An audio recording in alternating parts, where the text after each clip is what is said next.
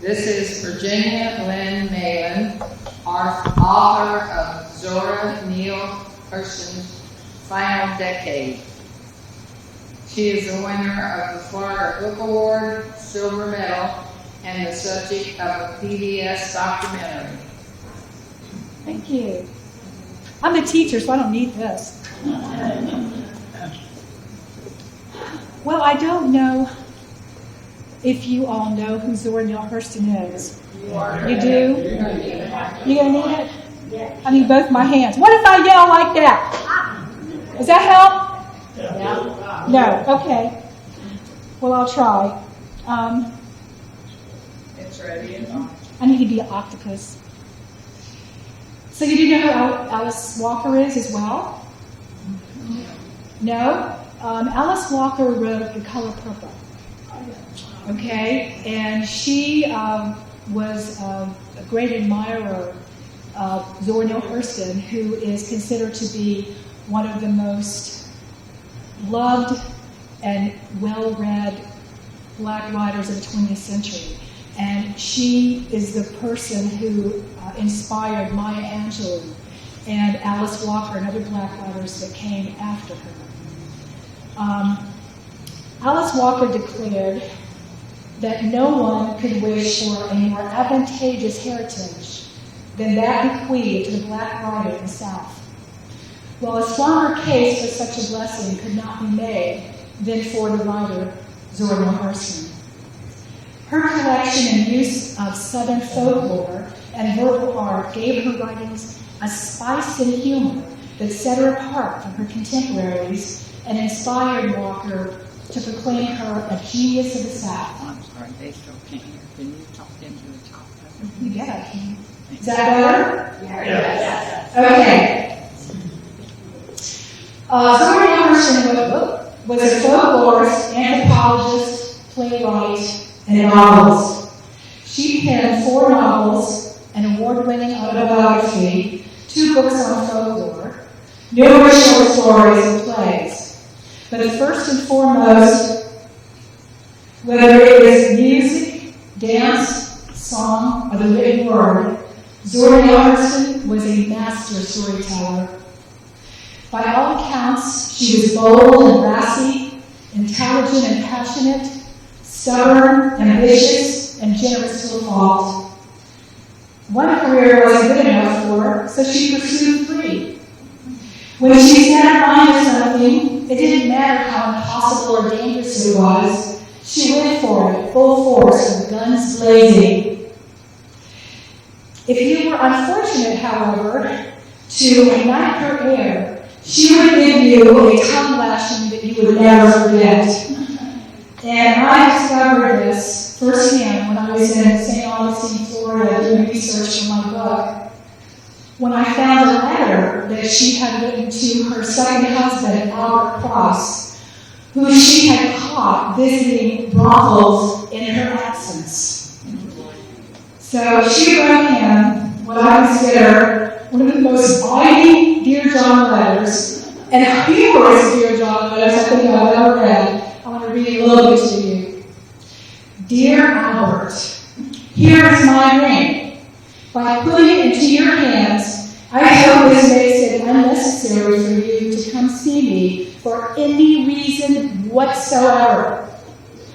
It is my fervent prayer that I never see you again unless you are dead.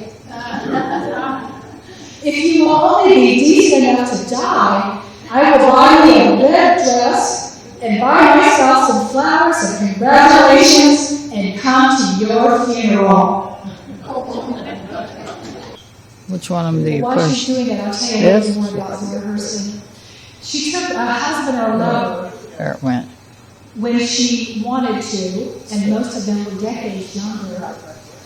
She remained steadfast in her convictions and had the confidence and determination to live her life to the fullest, despite her struggle as a Black female writer at a time when few Black females wrote books and few Blacks bought them, when peonage, segregation, and racial violence were wave line.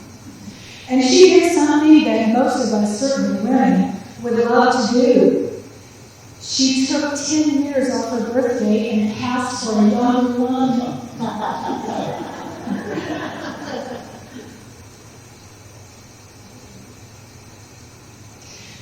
For those of us who wish to know her better, she left a directive for us that's only halfway there. Oh my goodness.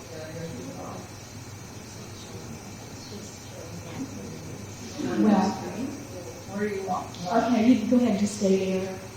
I'll do the best I can with what I got.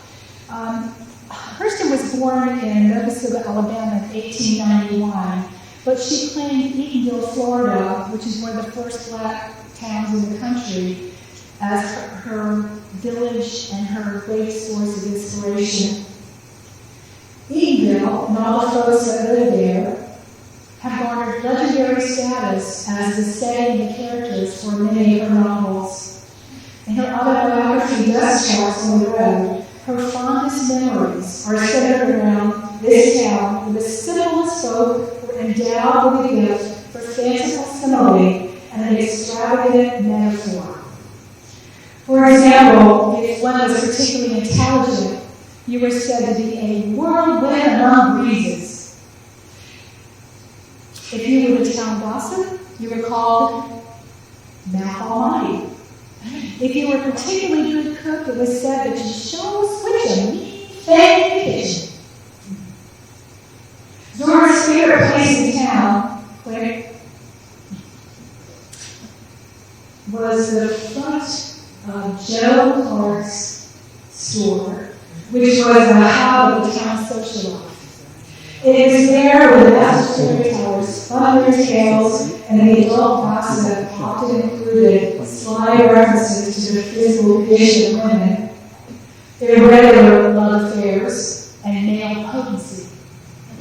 Children were not allowed to hang around the porch for too long, but Zora would hide around the side to listen to the gossip or to a singing liner's word song, or the soulful melodies of Bubba Bennett's guitar. She was fascinated by these porch dwellers' one-upmanship, and she captured some of this humorous banter in a contribution to the WPA's Florida Writer Project folklore collection in the 1930s. Are you hearing me okay? It sounds like it's echoing back. You need the mic. Okay. But the mic sounds okay? Yes. Okay. For example, this is in the WPA Florida Writers Project folklore collection. One man would be on the porch and he would say, "They have strong winds on the west coast of Florida. In fact, one day it blew so hard till it flowed a well clear our ground." The second man, not wanting to be upped, says, "Well, I saw a day it blew so hard till it flowed a crooked road straight." The third man says, "Well, one day the wind blew so hard, it scattered the days of the week so hard that Sunday didn't come until Tuesday evening." Hurston insists that it was the porch dwellers' lying sessions that she loved the best. Men straining against each other and telling folk tales in which God, Brer Rabbit, Brer Fox, the Devil, Sister Cat, and all the wood folks talked and walked like natural men. These folk tales, which were glorious, were handed down from one generation to the other, and they fired Hurston's imagination so that she collected them and she published them for future generations to enjoy. Zora Neale Hurston's main thrust of her work was to, at a time when black culture was not appreciated, to demonstrate the beauty and the intelligence and the wisdom and the humor of her people and their tendency to adorn language. Wait. That's way up. Where it says Hurston family, there we go. At least you can see the pictures. This is the only known painting of Zora Neale Hurston's father and mother.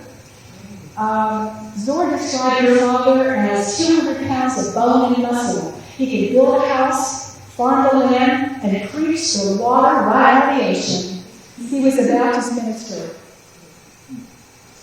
Her father, John Cornelius Hurston, was a carpenter and a Baptist minister who also became mayor of Eatonville.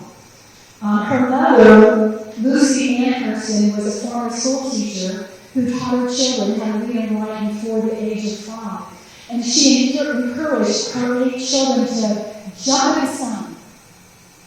Zora had an older sister, 2 younger brothers, 2 younger and 2 older brothers.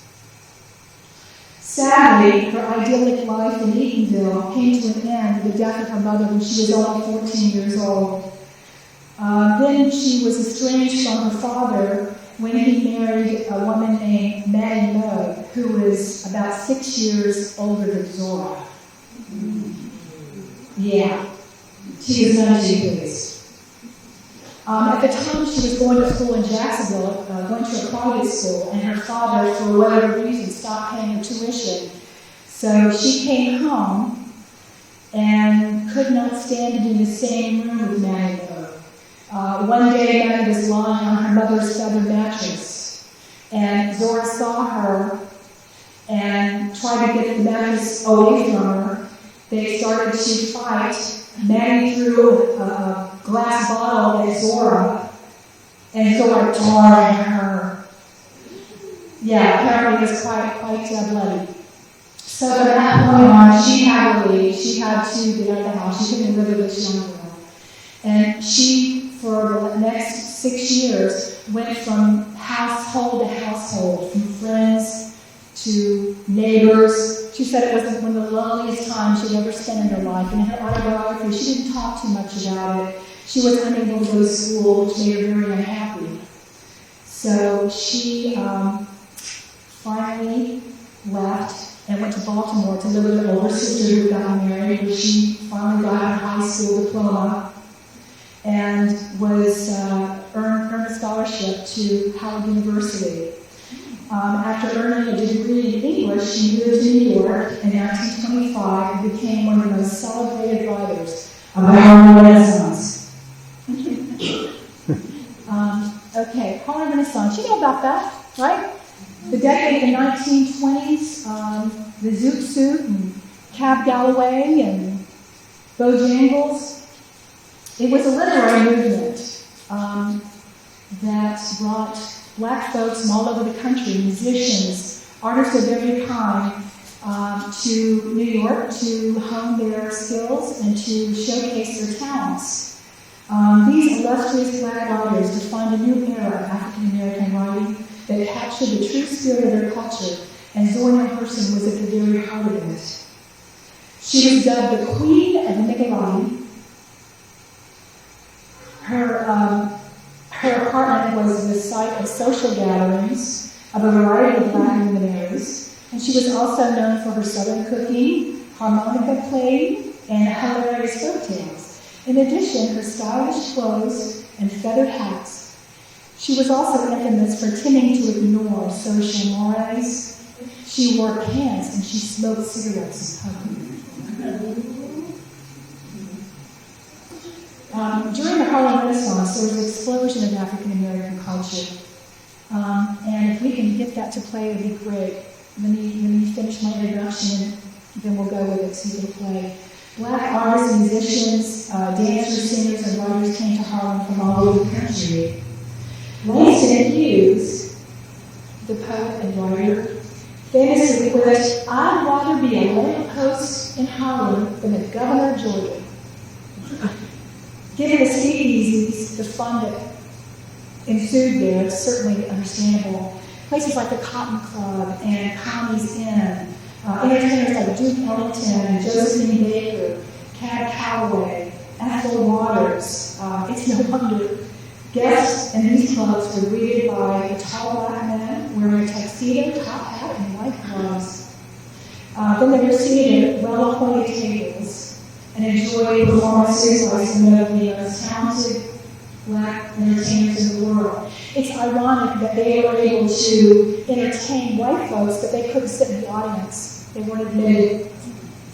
I just thought you might enjoy, this is a short video with Bojangles, Mr. Bojangles, Bill Robinson, Cat Calloway and Nicholas Brothers, and some singers to kind of give you an idea of what you would enjoy in some of these places. Her first novel was Jonas Boardvine. It was written in 1933 from New York. She moved to Sanford, Florida. And she wrote a story that included black dialect. At that time, no other writer had dared use black dialect. In fact, she was criticized for it by other writers at the time because they felt like they should be speaking the Queen's English because they wanted to prove themselves, equal to a white man. Well, Hurston felt exactly the opposite. She said, well, we're brilliant. Black Americans are brilliant with their ability to adorn language. And they tell wonderful folk tales, and they are very intelligent and wise, and she wanted to demonstrate that to the world. So she used dialect to do that. Oh, here's some smoking, looking somebody over. Juice is liquor. Cruising was strolling down the avenue, she said. A joint was a pleasure house of drinking, dancing, and music, particularly the blues. Joplin was playing musical instruments and dancing in an excited manner. A tommy can was somebody with kinky hair. And Diddy Long Diddy was a place in hell where people go to joke and have fish fries. Click. And I can't read it. But this is important, so let me try to tell you what I can about it. When Hurston graduated from Columbia University, she was still on top of the world because she did exactly what her mother told her to do. She jumped at the sun. She was the first black woman to graduate from Bernard University. She graduated with a degree in English and a minor in anthropology. And at this time, she had gone all over the South collecting folklore, music, dances, and she was still on top of the world. And she wrote an essay that was kind of like her personal anthem. It was called How It Feels to Be Colored Me. And she says, I am not tragically black. There is no great sorrow dammed up in my soul or lurking behind. I do not belong to the soggy school of neighborhood who hold that somehow they've been given a bad, dirty deal, and their feelings are all hard about it because they're black. I believe that the world belongs to the strong, regardless of a little pigmentation. I don't believe in the world. I'm too busy sharpening my oyster knife.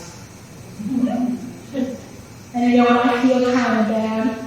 So I'm like, I read that and I just feel like Rocky. Okay.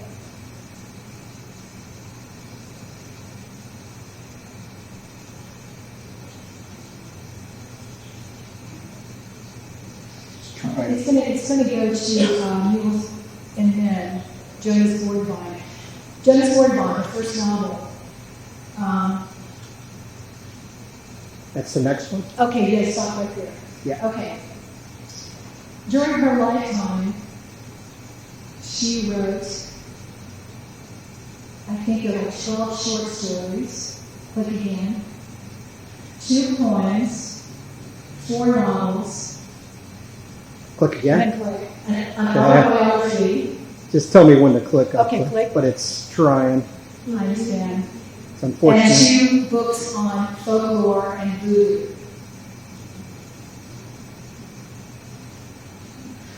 Her first novel, as I was telling you, was Jonas Boardvine, and that was sort of autobiographical. It was about a couple who had moved from the north.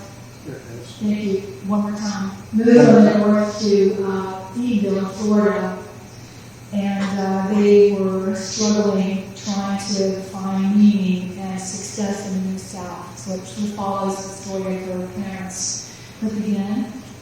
Mules and Men was the next publication, and it was the first book that she wrote about folklore. Half of it included the folk tales that she had collected in the 1920s from Eatonville and around the South. And the other half of it included voodoo spells. She went to Louisiana and studied, they call it hoodoo in America, they call it voodoo in Haiti. Well, she studied hoodoo in Louisiana with a nephew of a very famous hoodoo priestess named Marie Laveau. And she included all these spells like how to win a court case, how to make your man come home, how to get a man to love you. That was the other half of the book. And she recorded these spells exactly as they were given to her, and she recorded all of the folk tales in Black Bow dialect, which was the first time this had ever been done. Okay, good.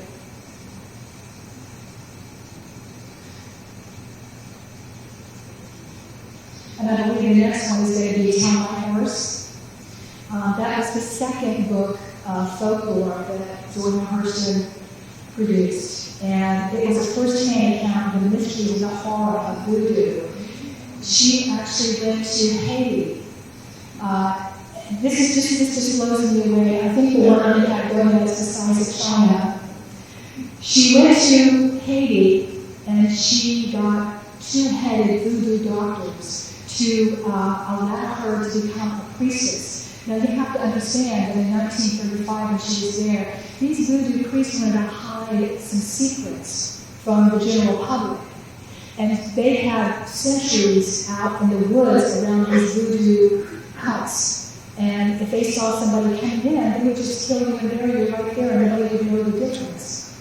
Hurston was so good at getting people to talk and getting people to do what she wanted that she somehow worked her way into their trust, and she actually became a voodoo priestess. And she talks about this. She said that at one point she had to drink this substance and then lie on a couch naked with a jug of water on one end of the couch and some food on the other. And she said that she went to sleep and she had these exalted dreams that were very vivid. And the reason that the water and the food was put there was so her spirit would not leave her body. So she wrote about these experiences and about the horrors of voodoo in To Tell My Horse.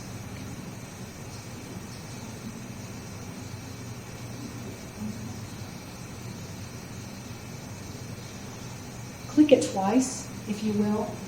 Whenever you click it twice, there will be two photographs. One of them is a picture of Zora Neale Hurston coming down the river of Haiti with I. And the second picture is going to be a picture that she took of one who was supposed to have been a zombie. And it was the first time anybody had taken a picture of a zombie because it was believed in Haiti that if you did that, you would be cursed forever.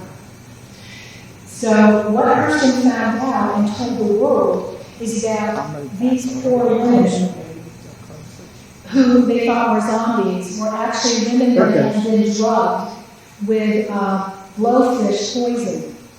Just enough so that it didn't kill them, it just rendered them unconscious. Their families would bury them. These voodoo doctors would come later, the person who survived this, dig them up and make them their slaves.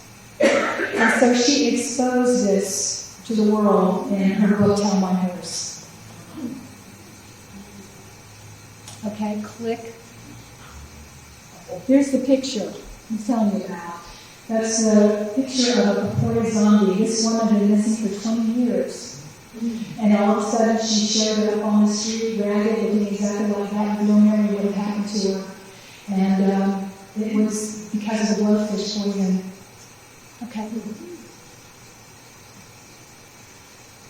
I don't know if you're familiar with this book. This is probably one of Hurston's most famous books. It's called The Eyes Are Watching By.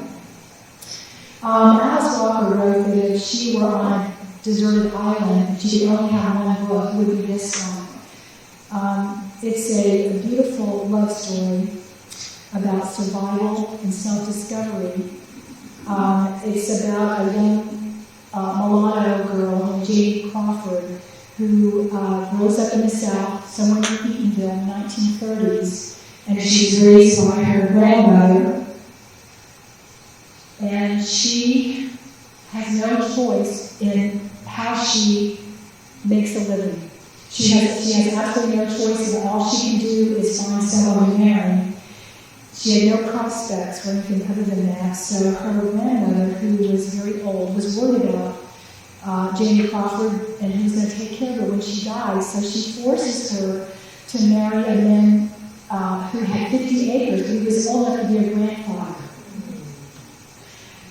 Then, if that's not bad enough, he treats her like a mule. He puts her behind the machinery and she has to act like a mule. And so she runs off with a much younger and ambitious man, moves to what is really Eatonville, her hometown, and the guy becomes mayor. But he doesn't treat her much better. He gives her no voice, he gives her no choices, except to be his dutiful wife, to look pretty. So whenever he finally dies after 25 years, Janie inherits his general store and loves being single until she meets the love of her life, whose nickname is Tea Cake.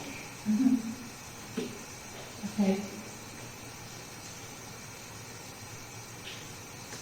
And I'm going to get back to that in just a minute. The next book that she wrote was Moses Man in the Mountain, which is a retelling of the tale of Moses leading the enslaved Hebrews to Egypt, to the Promised Land from an African American perspective. And many scholars think this is one of her best works. Okay? Dust Tracks on the Road was her autobiography. Seraphim Swanee was the only story about white people that she wrote, and it was about a couple that was set in a community in a Florida crackers community at the turn of the 20th century. It's their story. Okay? But Black folk dialogue. This is how Hurston explained it. She said, Black folk dialogue was how they painted around pictures of their thoughts for others to look at and see.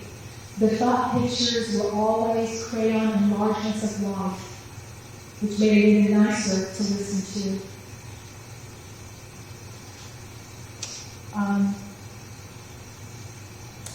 I really like how Hurston explained it further. She says that the colorful Black folk language resulted when the African American people came up against an intensely musical and oral Southern culture that mixed with the King James Bible and the sweet-talking South. How's that for an explanation?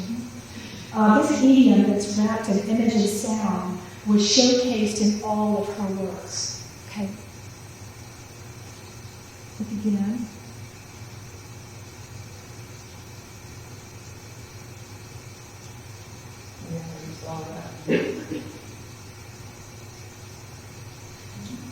Okay, this is just an example of some of the really fun metaphors and similes that can be found in her work.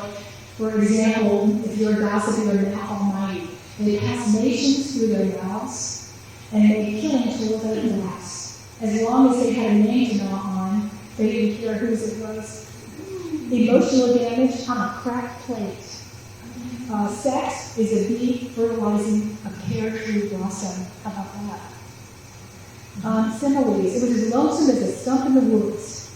And she also came up with noun adjectives. The African American folk language included things like you weren't just dead, you were cemetery dead. She also had noun verbs, kissing friends. Okay, click. And the next one was a video. Okay, go back one more. Okay, one more. There we go. Oh my goodness. One more.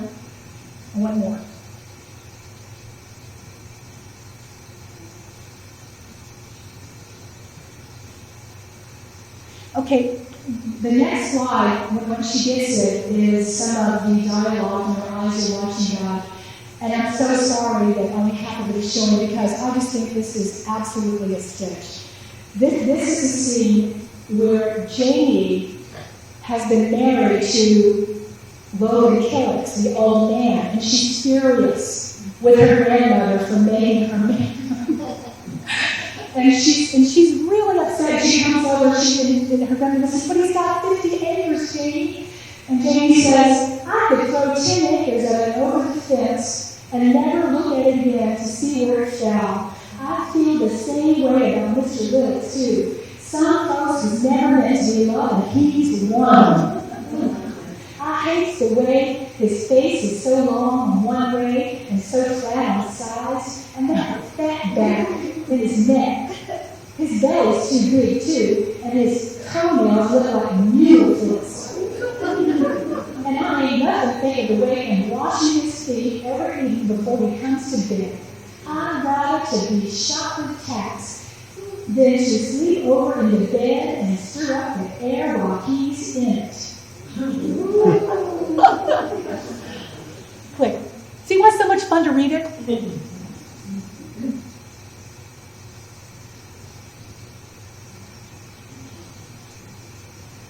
Okay. The next thing that's coming up is a video, but I don't think we're going to be able to get it. And it's a video of a radio play where these wonderful black women who can certainly authenticate that language better than I can read the beginning of Hurston's book. It is absolutely wonderful. I'm sorry we're not going to be able to do that. So I'm going to skip to Hurston's ups and downs, gains and losses, successes and failures, had woven a yarn as colorful as any of the tales that she had penned. By 1948, she was the most published and widely read black female writer in America. She had staged the first authentic folk concerts in America. She had award-winning plays and short stories. She penned numerous essays and articles, 2 groundbreaking books on folklore, 4 novels and autobiography. She was a highly respected folklorist and anthropologist, and she conducted groundbreaking research in voodoo, which no one else had done. They didn't work great enough. She was a central figure in shaping the aesthetic vision of the Harlem Renaissance movement. She had degrees in Howard University and Bernard College. She worked as a script consultant for Paramount Studios, and she had been the recipient of a Guggenheim Grant and fellowship. Yet as remarkable as her life had been, nothing could have prepared her for the horror that she would face in the fall of 1948, an event so devastating that it almost destroyed her and drove her to suicide. Click. Her nightmare began in 1948 when she was falsely accused of molesting a 10-year-old boy in Harlem. She was ultimately exonerated when her accuser admitted his lie and her passport proved that she was in Honduras when this abuse was supposed to have taken place. But before the charges were dismissed, a Mellon court reporter leaked it to 2 national African-American newspapers, which almost drove her to suicide. She was convinced that her innocence was powerless in the face of newspapers that were more interested in profits than they were the truth. So, if you can go back one.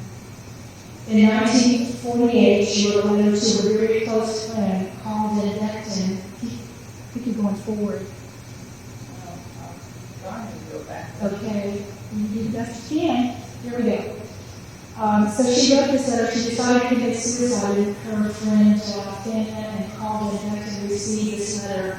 It said, "My country has utterly failed me. My race has seen fit to destroy me without reason, and with the vilest tools conceived of by men so far.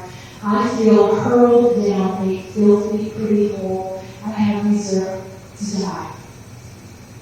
Click. Fortunately, the love and support of her friends and family and her ability to, what she says, come up more than conquer.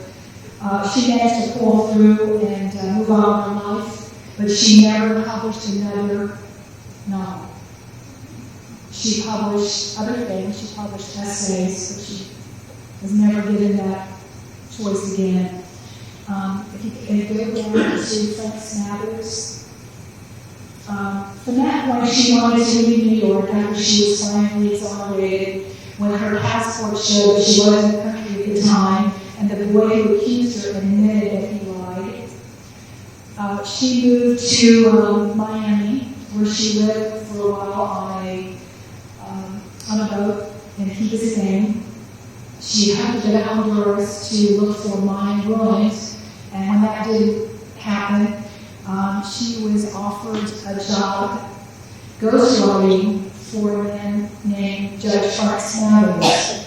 His son was George Smathers, who was then a congressman. Can you go back one? Go back.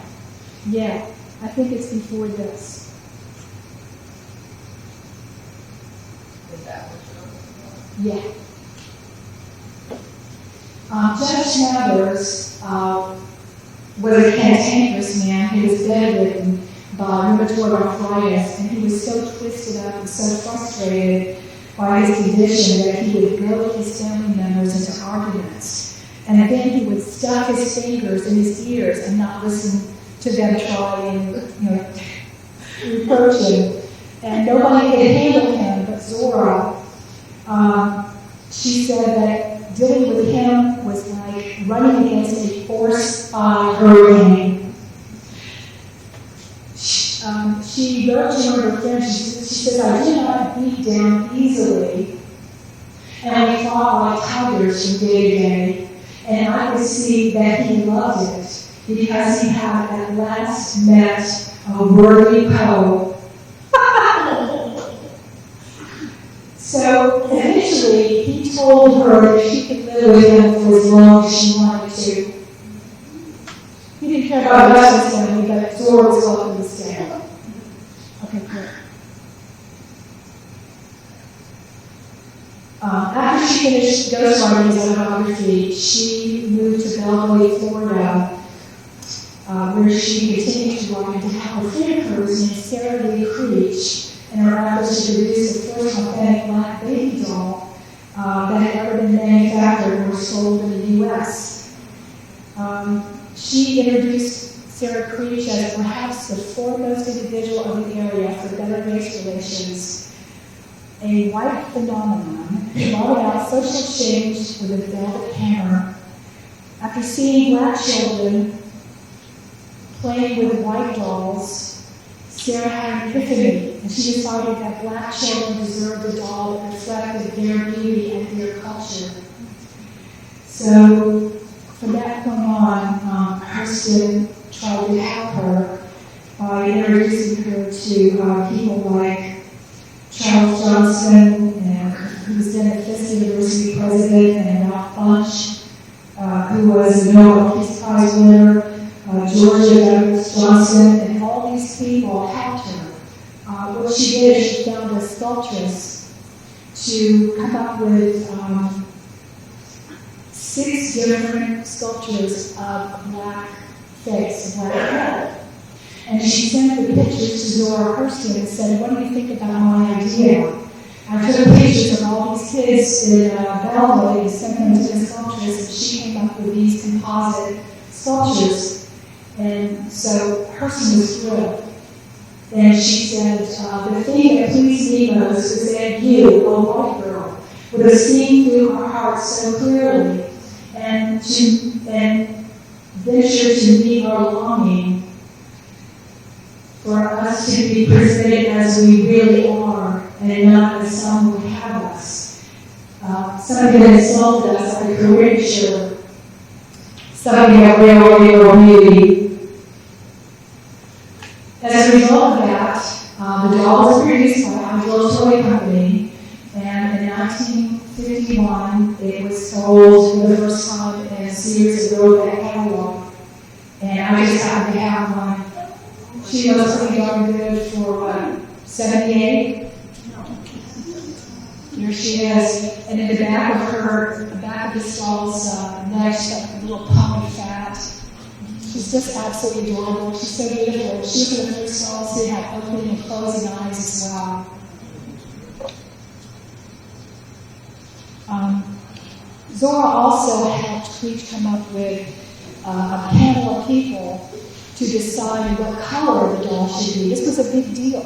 Should she be dark? Should she be light? I mean, how can you come up with a color that best represents all of African Americans?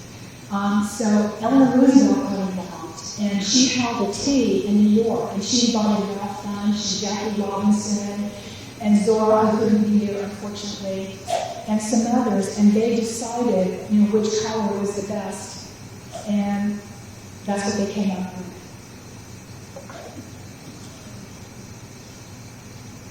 Okay, next. Zora then moved to Ugali in 1951 and 53, and she worked diligently on 2 novels. One of them was The Golden Image of God, which was based on the hairdressing entrepreneur Madam C.J. Walker, who created hair products for African Americans. She's the first black female millionaire in the United States. She also worked on Hair the Great. She did a lot of research into Hair the Great, and she found that he was not the monster that everyone thought he was. And I'm not going to go too much into that because that's a long story. But she saw him as being a great leader, a great builder of cities. And when she went back to read all the history, there was nothing in the historical record to prove that he had innocent children killed in order to catch Jesus in the net. She did not believe that he did that, and she wanted to present, instead of what she called folklore Herod, she wanted to present the authentic Herod, and so she wrote his story. That story has been at the University of Florida Archives since 1951. And just recently I talked with someone from HarperCollins, and it looks like they're going to publish that in the near future, so I'm very happy about that. Okay, click.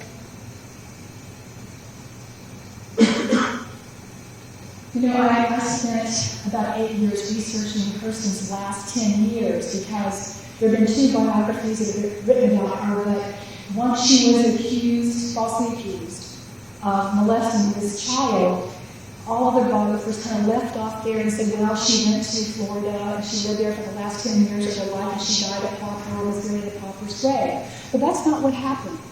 She did a lot of things, wonderful things, like this doll, helping to see that the cultural authenticity of black children was represented in a thing of beauty they could play with. She continued to push and showcase the beauty of the African American culture. And while she was in Ugali, she was called upon to cover what then was one of the most sensational trials that had ever happened in the South. And the Pittsburgh Courier offered her $2,000 to cover the trial and write this 10-part serialized story about this woman named Ruby McCollum. Do you guys know about this big case? Ruby McCollum, that took place in Live Oak, Florida. Ruby McCollum was a very wealthy 37-year-old woman who killed her white lover, who was the most popular physician in Suwannee County. And he was a newly elected state legislator. She killed him over another woman, of course. And she was married to a guy named Sam McCollum, who was called Belita Sam. Well, it turns out that Ruby and Dr. Leroy Adams, the physician she murdered, was her lover and the father of her 2-year-old child.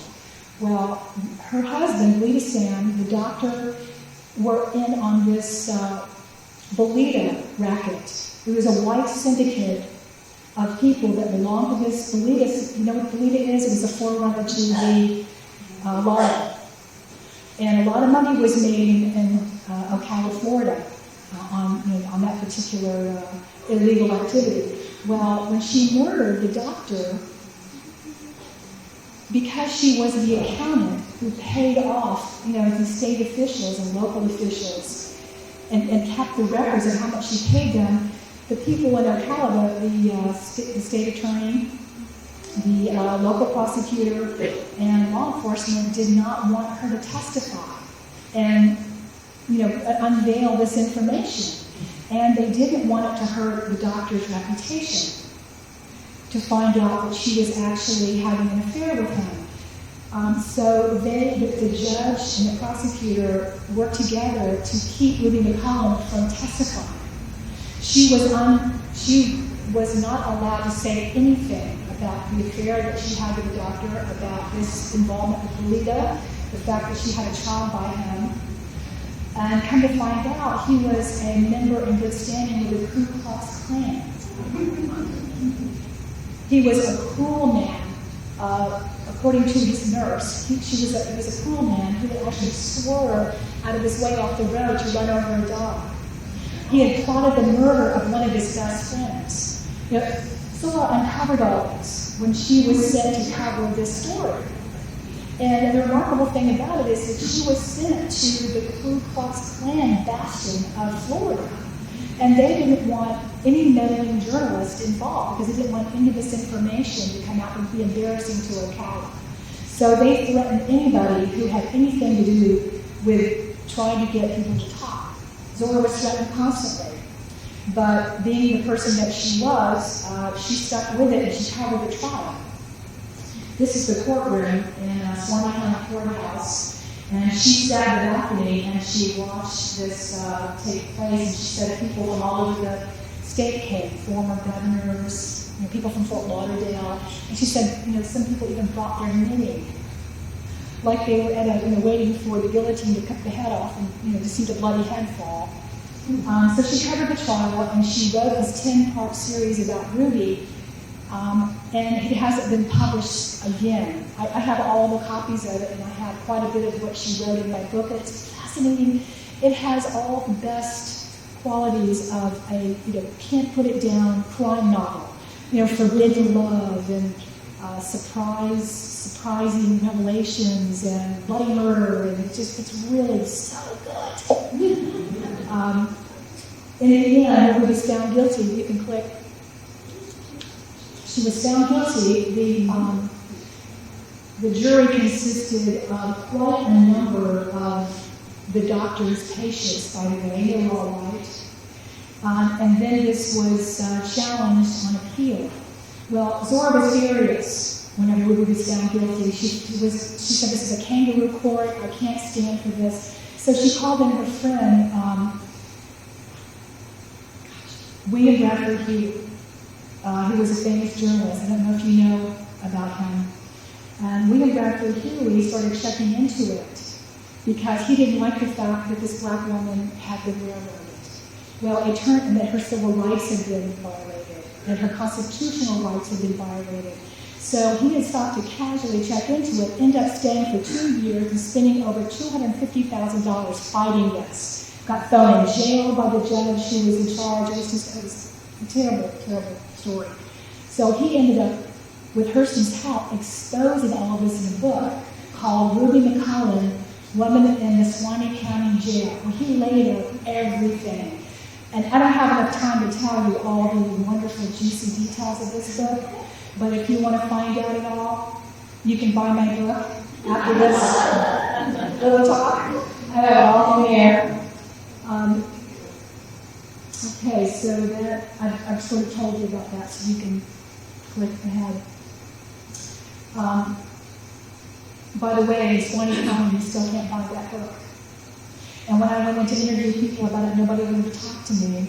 But I did talk to Sam McCullen's son, who said that whenever Ruby killed the doctor, that they had all this Lolita money around the house. They had tens of thousands of dollars stashed around the house. And he put all of it in the trunk, and he loaded up his children and went to his mother's house in somewhere in the middle of the state, died the next day of a heart attack, and nobody knew what happened to that money. And so when I talked to Sam McCullen, I asked him, do you know what happened to that money? He said, I got it.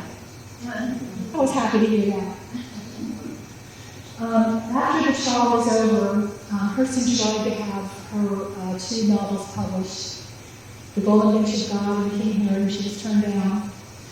She moved to Fort Pierce in 1956, and she was offered a job with, as a journalist for the local newspaper, Fort Pierce Chronicle, where she wrote articles about the locals, and she also published articles on voodoo and magic. She started working as a substitute teacher at the high school Lincoln Academy, and she had a lot of friends. She was loved. She was given a free place to live by a doctor named C.C. Benton. You can click. There's a little house that she lived in. So all that you've read about a person that say that she was forgotten and died a pauper were not true. She was loved by the people in the community and very well taken care of. She was treated like a beloved matriarch. Not only did Dr. Benton give her this little cottage to live in for free, he was her personal physician, and he picked her up on Sundays and she had dinner with them, his family. Took her to concerts and just treated her as a part of the family. Okay? 3 weeks before her 69th birthday, she suffered a stroke, and she was sent to Pete's funeral home, which is pictured there. Apparently it's one of the most beautiful funerals that had ever been held at that time. The school, people at the school, raised about $600 for this funeral, and apparently there were flowers that came out into the sidewalk. It was just spilled out from people that all over the country that sent flowers. Okay.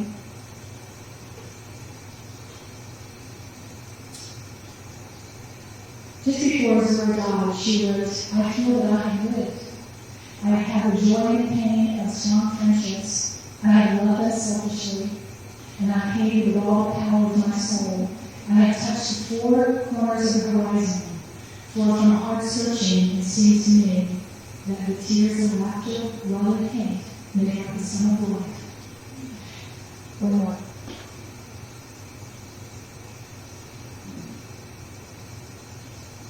I'm sorry, I don't think I can read that. Nothing that God ever makes the same thing to one person. And she says that every man is born with his own box of seasoning. Thank goodness Zora had her own box of seasoning. And she left an incredible legacy for the rest of us to enjoy.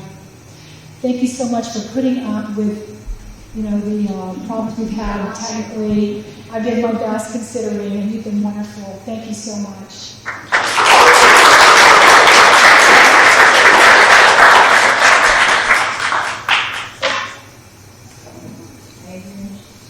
No, I'll pass her around. You want to see her? She's beautiful.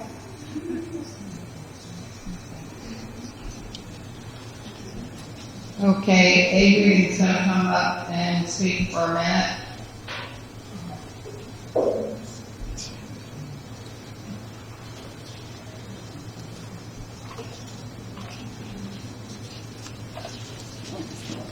You have a blue PowerPoint in there? No. Your drive? No. You don't need this anymore? No. Okay.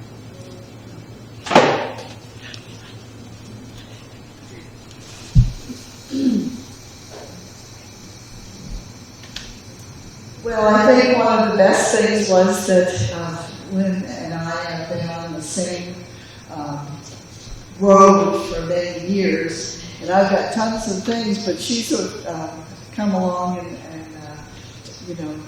giving you all the stories about all these people. It is amazing to learn about how the blacks came along and how they got a lot of service and so on. I will talk just a little bit about a few things. And one was in 1933 through 45, Franklin Roosevelt, who was president, he put together a national program, and in Florida it was identified as the Florida Writers Project, and he asked Zora and a gentleman by the name of Stetson Kennedy.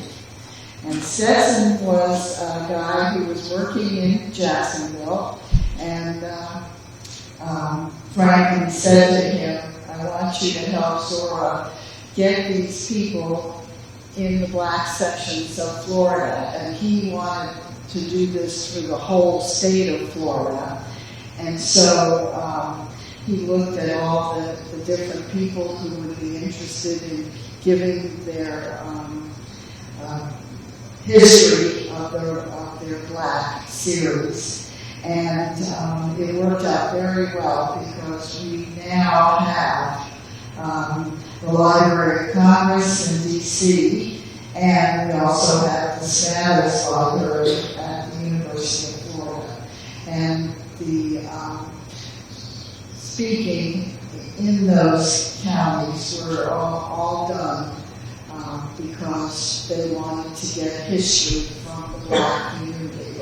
And it was very important, and it's still very important because I've done some stories on black people too, because I wanted to make sure that, hey, those are my buddies, and I would like to see them get some jobs out of some of this.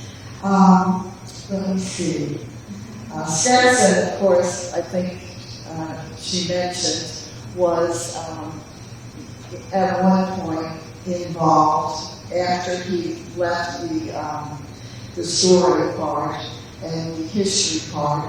He went over to see the Ku Klux Klan, and he did a lot of things there that most people wouldn't pay any attention to, but they did have 2 people there that were arrested many years ago. From what I have here, Zora wrote 7 books, her biography, and lots of articles. And her most famous book, of course, was Their Eyes Were Watching God.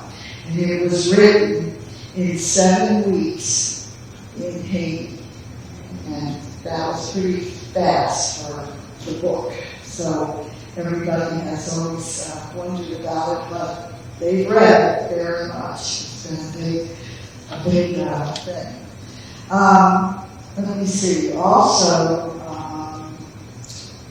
in the late 1940s, Zora was, you heard this, that she was accused of abusing the 2 young boys in New York. And the mother filed charges against Zora. And her lawyer helped her work on getting the information and proving that she did not do anything. And as it turned out, she was in Haiti at the time of the alleged incident, and she had found her passport down there. So it does help you look around sometimes, for sure. Also, that goes along with this, it said that, however, the black publications wrote many nasty articles about Zora, and her reputation was destroyed during this time period. She returned to Florida to work in different jobs around the state, but she was still writing articles for black publications, even though her publishers had dropped her books. They didn't want to be involved with all this. Okay. Zora was also asked to substitute for the teacher at Lincoln Park Academy, as we mentioned.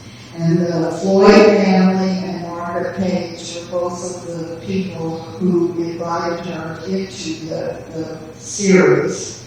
And Zora taught English, and she read her books to these students. They had no idea until they started to get into their own jobs and find other things that that they were. What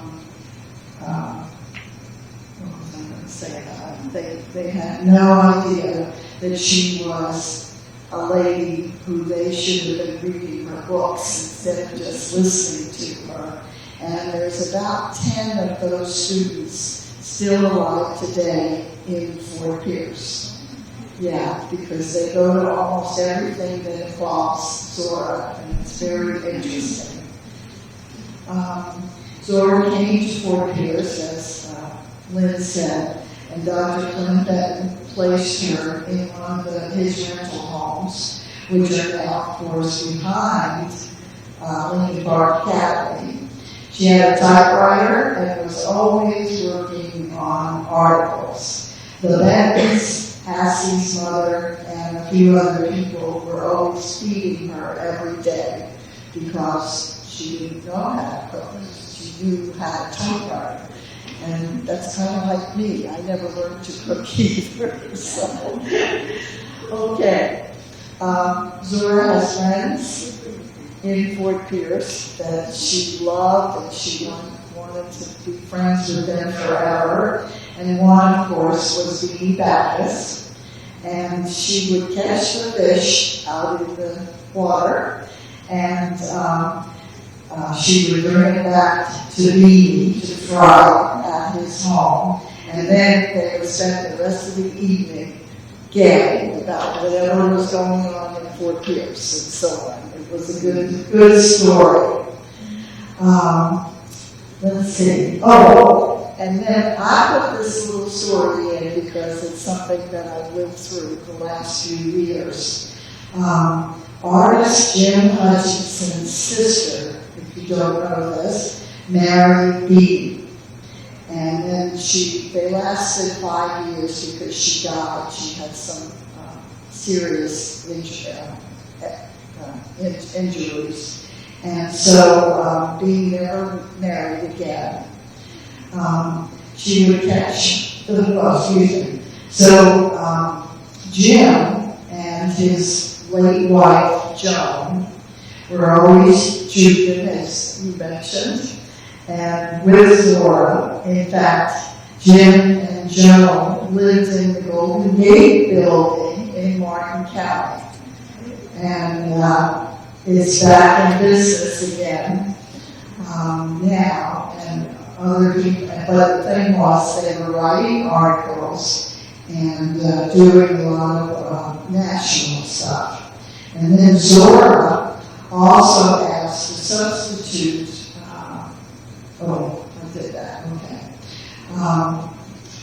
Let me see. And then Beanie, he was constantly meeting her and having fun with her and so on. And then also, I'm looking for the other Zora thing. Usually on Friday nights, he would, Jim and his wife would go to Fort Pierce, pick up Zora in that house that you saw, and they would bring her back to the Golden Gate building here in Stuart. And they would spend the weekends with Jim painting and Zora doing her typing. So, and then after the last evening was over, they would take her back into town. So it was a good story for all these people because they were good for Beanie too, because he liked to have lots of people around him. So, okay, I think, yes, Zora died in Fort Pierce on January 28th in 1960. She is buried at the cemetery on North 17th Street, and it's known as Sarah's Memorial Garden. Zora's location was an expression of photos and articles, etc. And in addition, a marked cemetery from the county made sure that Zora's location would be noticed.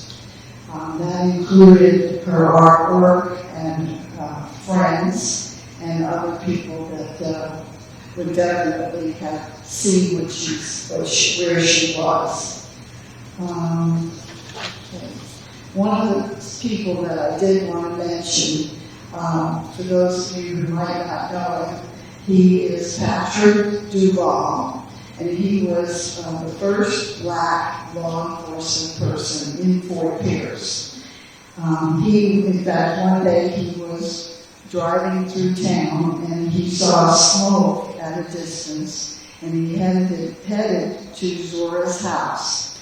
He noticed that the back area of the house, and it's a huge yard, that when he got there, it was burning, and since she had died, Duval wanted to make sure that they had all the information about her, they should, and other programs. So he actually jumped into the fire and took the different pieces out. And he kept them in his home for about 2 years.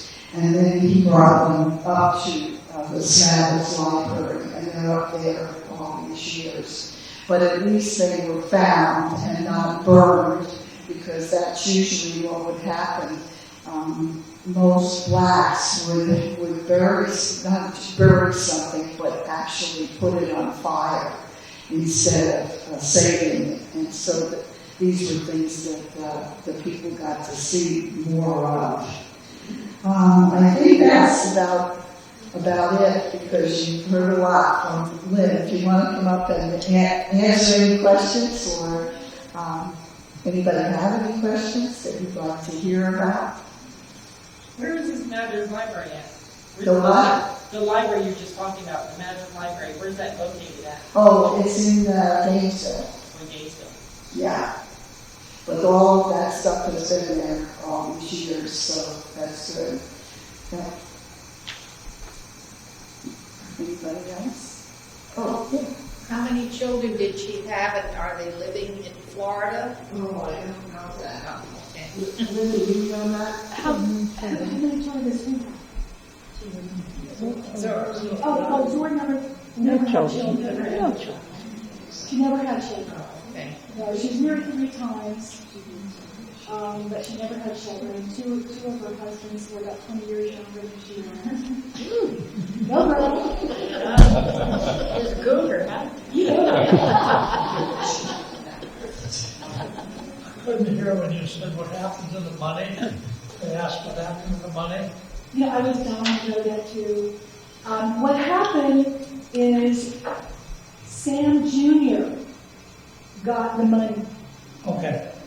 The family made sure that money was saved for Ruby and Sam's children. They had one son and a daughter together, and Sam Jr. got the money. And apparently I'm the only one he ever told, so I was very flattered by that. So you can't tell anybody. It's a secret. I want to thank you both, Lynn and Adrian, and thank you all for coming tonight. Sorry we had some technical difficulties, but we hope to see all of you back next month. Thank you.